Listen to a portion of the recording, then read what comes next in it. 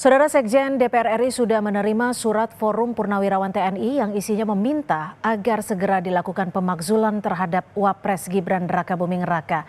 Apakah usulan pemakzulan ini memiliki dasar yang kuat? Sudah bersama saya di studio Ketua Umum Solidaritas Merah Putih, sudah ada Bang Silvester Matutina dan juga Direktur Eksekutif Lingkar Madani, Bang Ray Rangkuti melalui sambungan Zoom. Selamat petang Bang Ray di ujung sana dan selamat petang Bang Silvester. Selamat sore Bang Ray.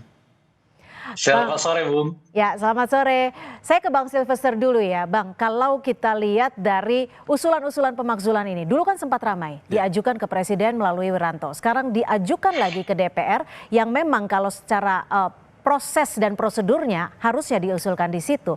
Bagaimana Anda menanggapi hal ini? Ya, saya secara pribadi bangga ya. Berarti para purnawirawan ini akhirnya mengikuti saran saya untuk ke legislatif. Maksudnya. Oh, pernah menyarankan ini? Ya, saya pernah menyarankan. Dan mereka melakukan itu. Tapi dan saya juga secara pribadi menghargai. Ya kan, ini bagian dari demokrasi, ya kan. Ya sah-sah saja. Tapi apakah ini berguna buat bangsa kita? Ya harus kita pertanyakan kembali. Karena yang saya lihat saat ini sangat tidak mendesak ya, atau tidak ada urgensi ataupun tidak ada fakta-fakta hukum dan konstitusi yang dilanggar oleh baik Pak Prabowo dan Mas Gibran, ya kan? Jadi tapi kan disebut di situ ada cacat hukum saat pemilihan. Saat ini, apa ya proses? Makanya harus juga sama-sama kita pelajari benar-benar cacat hukumnya tuh di mana. Sedangkan kalau kita lihat hasil putusan MK nomor 9 itu, nomor 90 itu sudah dinyatakan jelas-jelas adalah final and binding, gitu loh. Tidak bisa lagi siapapun di Republik ini untuk naik lagi untuk menggugat itu, udah nggak bisa, gitu loh. Tapi terus yang kedua kan terbukti. Kembali lagi sekarang masalah putusan MK mengenai etika itu kan berlaku untuk Anwar Usman. Sebagai hakim konstitusi itu, bukan terhadap pihak lain. Dalam hal ini termasuk Mas Gibran dan juga kita seluruh rakyat Indonesia. Ini yang harus kita bedakan dulu, gitu loh. Jangan serta-merta. Makanya saya bilang belajar lagi, pelajari lagi, panggil ahli-ahli hukum, ahli-ahli konstitusi kita yang hebat, baru kita mau melakukan sesuatu. Jadi memang sangat konyol ya. Saya lihat gini. Kemarin itu kita ngomong setback sedikit ada 8 tuntutan, ya kan? Salah satunya contohnya tuntutan untuk pemulangan TKA Cina diusir, ya kan? Ada salah satu tuntutan. Dan kalau kita lihat TKA Cina di Indonesia itu hanya 80.000 yang tersebar di kita punya tambang-tambang atau Oke, kita balik soal ke pemakzulan ini. Enggak, maksud saya ini kekonyolan kawan-kawan jenderal ini, Bapak Jenderal ini. Sedangkan ya kan TKI kita di luar negeri itu 800.000 yang di Makau, di Cina dan sebagainya, ya kan, di Hong Kong. Jadi ini yang saya bilang tadi, ya kan, Bapak-bapak ini harusnya benar-benar melakukan riset yang benar-benar. Oke, jadi Anda juga mau menyebutkan bahwa apa yang dilakukan oleh Bapak-bapak Purnawirawan ini konyol, seperti yang perspektif Anda soal TKA Cina? Ya, dari dulu saya mengatakan konyol dan tidak akan berubah. Oke, gitu loh. Baik. Saya ke Bang Ray. Bang Ray, bagaimana kalau Anda melihat pernyataan dari Bung Silvester? Apalagi selain singgung soal putusan MK yang cacat hukum, alasan pemakzulan yang disebutkan ini menurut Anda sudah tepat belum? Suara. Bang Ray, mohon maaf mute. Ya, untuk audionya Bang Ray silakan dibuka. Halo, ya, saya silakan. sudah buka ini. Sudah, silakan. Ya, kan prosedur pemakzulan itu pengajuan terhadap DPR. DPR nanti mengajukannya ke sidang MPR. Sidang MPR taruhlah misalnya menyetujuinya, lalu argumennya itu akan diuji di Mahkamah Konstitusi.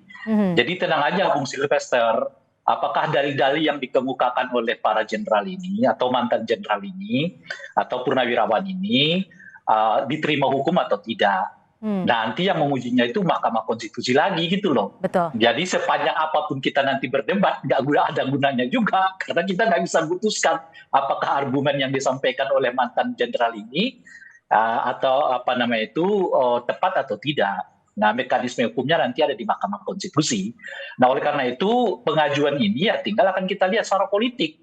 apakah direspon oleh partai-partai di DPR sebagaimana ketentuannya, lalu 2/3 dari mereka bersepakat untuk membahas pengajuan ini, nanti tidak akan disepakati di paripurna dengan jumlah 2/3 untuk disepakati di MPR gitu. Ya. Dan dari sanalah nanti diuji ke Mahkamah Konstitusi argumen-argumennya. Tapi untuk Apakah alasannya argumen-argumen seperti halnya cacat hukum saat ada di MK, Anda setuju?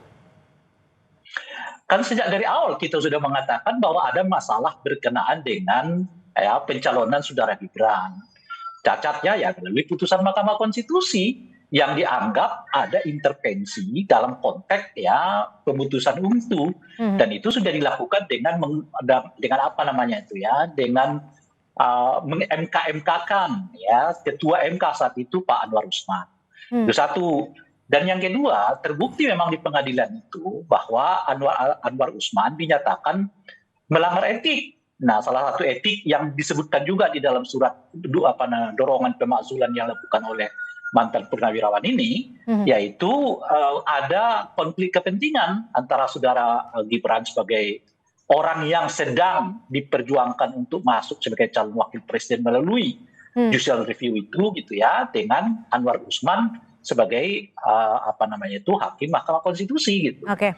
Nah, itu jelas semua sejak dari itulah sampai sekarang kita juga mengatakan kalau saya pribadi terjadi pelanggaran konstitusi, itu yang kita sebut dari awal. Apalagi kemudian setelah dibuat putusannya, undang-undangnya jalan, tapi PKPU-nya tidak diubah. Lalu saudara Gibran tetap aja diterima, dan itu pun sudah dinyatakan bersalah oleh MKD, bukan MKD, PKPU, Majelis Kehormatan KPU ya, gitu, sudah mengatakan bahwa penerimaan saudara Gibran yang tidak dengan merevisi PKPU itu melupakan pelanggaran kode etik gitu. Oke, saya ke Bung Silverster lagi. Kalau saat ini surat sudah berada di Sekjen dan nanti akan kembali diteruskan ke pimpinan, respon dari teman-teman DPR seperti apa sih terhadap surat usulan Purnawirawan ini? Ya, kalau saya lihat sih belum terlalu merespon karena mereka juga belum baru disampaikan ke Sekjen DPR sama MPR, belum sampai naik ke pimpinan DPR maupun MPR ya. Jadi saya bilang masih terlalu dini. Tapi kalau saya tidak sepakat ya, mungkin dengan teman-teman kayak Bang Rey dan teman-teman yang kemarin mengatakan bahwa ada cacat hukum, menurut saya sih nggak ada cacat hukum, hanya kan secara etika. Tapi itu kan putusan MK itu mengenai pelanggaran etika itu kan hanya menyasar Pak Anwar Usman sebagai hakim konstitusi, bukan ini sifatnya itu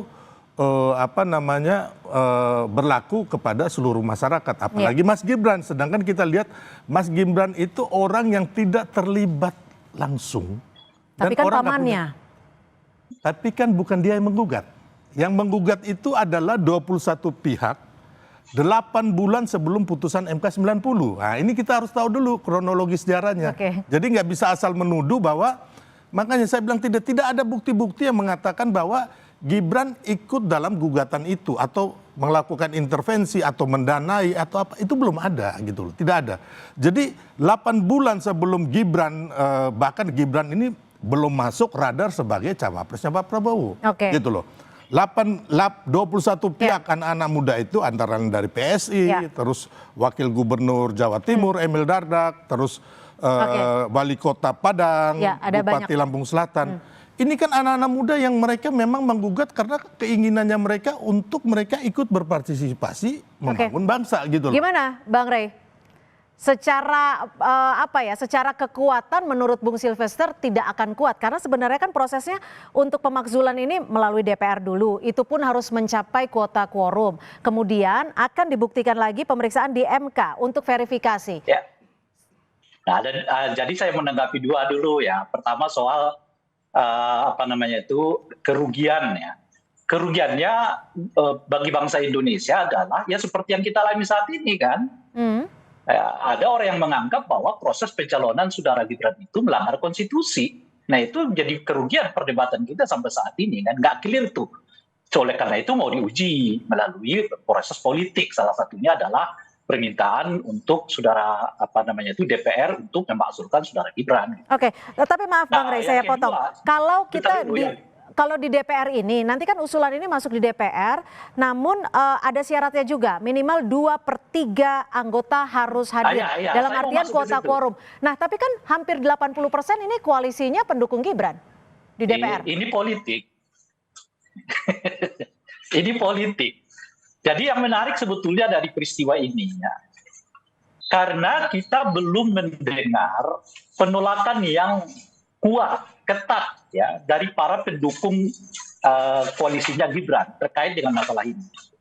Bahkan Presiden sekalipun seperti tidak memberi sinyal bahwa yang beliau menolak rencana keinginan dari para purnawirawan untuk mengajukan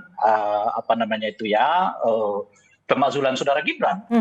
Jadi saya kira kenapa bergulir terus sampai ke sini sekarang, di mana para mantan purnawirawan ini mengusung terus surat ini sampai ke DPR gitu, karena para purnawirawan ini melihat tidak ada reaksi yang negatif. Jangankan dari publik, bahkan dari partai-partai pendukung Gibran sekalipun gitu. Misalnya, ada nggak Golkar menolak sekarang? Nggak kelihatan tuh. Ada nggak PAN menolak rencana itu? Nggak kelihatan tuh. Ada nggak apalagi Demokrat menolaknya? Nggak kelihatan tuh. Dan bahkan apakah Presiden secara tegas menolak rencana itu? Nggak ada. Berarti menurut Anda masih ada peluangnya dari DPR sendiri ataupun dari Presiden Prabowo? Saya kira posisinya 50-50. Makanya ini saling menunggu aja. Kalau misalnya posisi 50-50. Iya, Bung Silvester, posisi 50-50, tidak ada pernyataan resmi dari partai-partai pendukung yang menolak. Tapi yang menarik juga adalah di mana Pak Prabowo ketika isu ini mencuat tidak memberikan sinyal penolakan, duduk di samping Pak Tri Sutrisno. Kemarin saat hari lahir Pancasila juga bersama dengan Pak Tri Sutrisno yang salah satu yang mendukung dengan usulan ini. Ya, jadi gini, Pak Tri Sutrisno kan satu orang tua senior yang digait lah sama para purnawirawan jenderal. Tapi kalau kita melihat, mungkin itu tadi dari kacamata Bang Rey ya. Kalau dari kacamata kami sebagai pendukung pemerintah, saya melihat bahwa Pak Prabowo tidak menggubris para purnawirawan jenderal itu. Contohnya, Pak Prabowo tidak pernah menemui mereka. Ya, terus kemarin Pak Prabowo menemui para purnawirawan jenderal yang tergabung resmi di PPABRI, terus PP Angkatan Darat, PPAU dan juga PPAL. Terus kita lihat para purnawirawan jenderal ini juga kan kemarin memaki-maki si Pak Luhut ya, yang dikatakan penjilat, ya kan. Tapi Pak Prabowo malahan waktu acara itu bersama Pak Luhut, gitu loh. Bersama Pak. Berarti sinyalnya imbang dong sebenarnya, bukan sinyal yang mendukung, bukan sinyal yang menolak. Ya intinya sebagai negarawan, ya kan, Pak Prabowo membiarkan ini karena ini kan di alam demokrasi, gitu. Tapi kalau menyetujui mereka tidak sama sekali karena Pak Prabowo tidak pernah menemui mereka. Terus yang kedua, Pak Prabowo sendiri sering bersama Mas Gibran kayak kemarin itu, bahkan bertemu dengan Pak Tri Sutrisno, ya kan, dengan Ibu Mega. Jadi benar-benar lebih mementingkan orang-orang seperti Pak Hendro Priyono, Pak Luhut, Pak Agung Gumelar, terus institusi yang resmi dari para purnawirawan jenderal, bukan kumpulan-kumpulan ini yang memang ya tentunya Pak Prabowo juga tahu motif di belakangnya. Meskipun 4 jenderal purnawirawan yang menandatangani memiliki background yang positif bisa dikatakan. Enggak juga, siapa bilang positif? Kan mereka juga pendukung dari orang yang kalah Pilpres kemarin, gitu loh. Dan saya secara pribadi mengenal ya kita bukan ini namanya menyerang pribadi ya, tapi ini kita harus mencerahkan kepada bangsa kita, rakyat kita. Saya mengenal secara pribadi mereka bagaimana 2014, 2019, ya kan, mereka meminta jabatan gitu loh, ya kan. Saya bisa bertanggungjawabkan ini gitu. Saya kenal istrinya, anaknya, saya berkegiatan sama mereka, terus ada yang dicopot juga sakit hati. Ya saya boleh mengatakan bahwa ini dilakukan tidak murni untuk demokrasi kita, tapi karena singkat saja, Bang Rey, ambisi dan kekuasaan. Singkat saja Bang Rey, waktu kita sudah habis. Melihatnya sebetulnya sederhana ya. Sekarang misalnya kalau ditanya Matunina ini, ada setuju nggak pemakzulan itu? Dia dengan berani dan tegas mengatakan, nggak setuju, bla bla bla bla gitu. Itu kita mengerti memang serius nih. ya kan, bahwa Matunina nggak setuju gitu. Tapi itu maka persoalannya sih sebetulnya kalau orang nggak setuju dia akan sangat terbuka untuk menyatakan dengan cepat tidak setuju. Seperti saudara Matunina menyampaikannya. Nah sekarang apakah Pak Prabowo melakukan yang sama? Enggak, diam, nggak menerima, nggak menolak.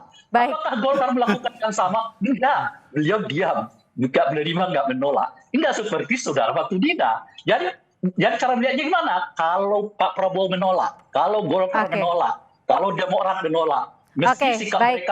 Sayang sekali waktu kita sudah habis, tapi kami sudah mendapat pesannya kalau menurut Bang Rey memang masih 50-50. Tapi tetap saja kita masih akan melihat respon dari DPR. Saya satu kata Oke, singkat saja. Pak Prabowo dan DPR, MPR, saya yakin menolak dan seluruh rakyat Indonesia. Itu Mas Rey. Oke, baik. Kita lihat selanjutnya. Terima kasih Bung Silvester, terima kasih Bang Rey, selamat sore. Terima kasih.